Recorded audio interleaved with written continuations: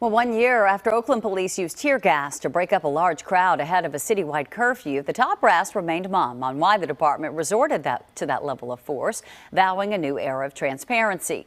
The new chief has not released a self-assessment about the department's actions last year that injured dozens of protesters.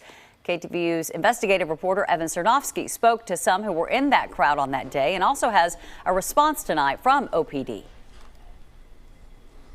That's right. Shortly after our story posted this afternoon on KTVU.com, Oakland police officials responded to our request for comment, and they told us that some of those officers have been disciplined.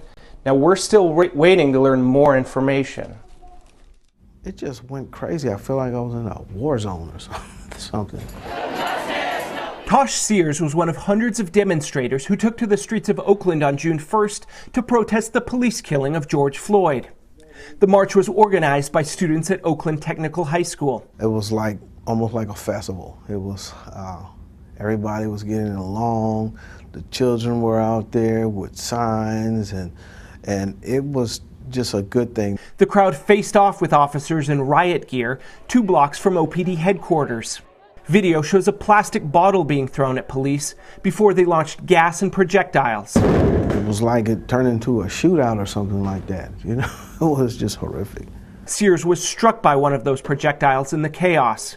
He has since filed a lawsuit against the OPD and the Alameda County Sheriff's Office, which was assisting. The department's policy bans indiscriminately firing tear gas and projectiles at crowds unless there's an imminent threat of physical harm.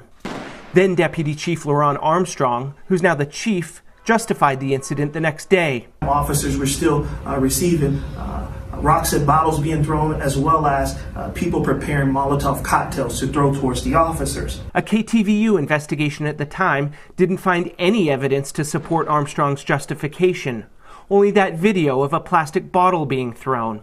What began as a controversy around crowd control tactics has now festered into an issue about police accountability in general.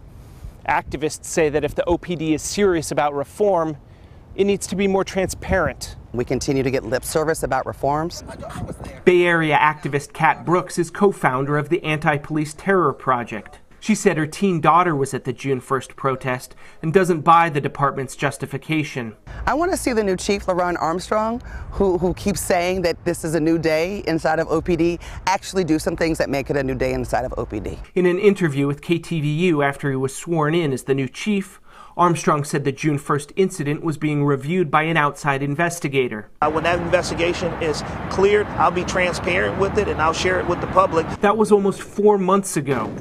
The Oakland Police Department still has not provided the report.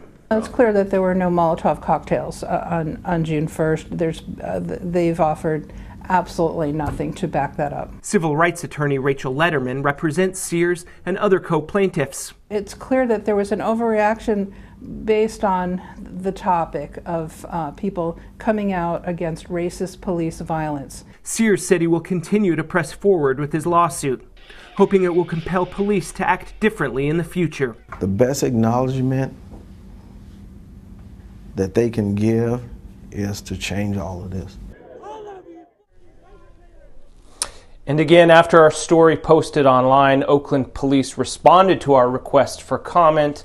They said they'll have more information later this week.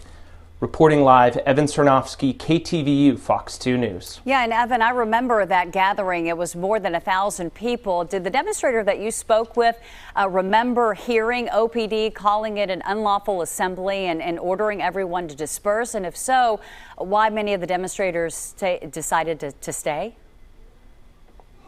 Right, well, that's true. Some of them did recall that dispersal order, but if you look at the OPD's policy on using tear gas, simply ordering a crowd to disperse doesn't necessarily justify using that level of force. Also, if there's young people or elderly in the crowd, it's certainly of concern. And this was, part of a group of high school marchers, a lot of them teenagers. So there's a lot of questions about whether this tear gassing and shooting projectiles was within OPD's own policy. That's something that the chief plans to address this week. Heather? Yeah, and I remember Armstrong saying that his daughter was actually at that rally. All right, Evan Cernovsky, really appreciate it. Thank you, Evan.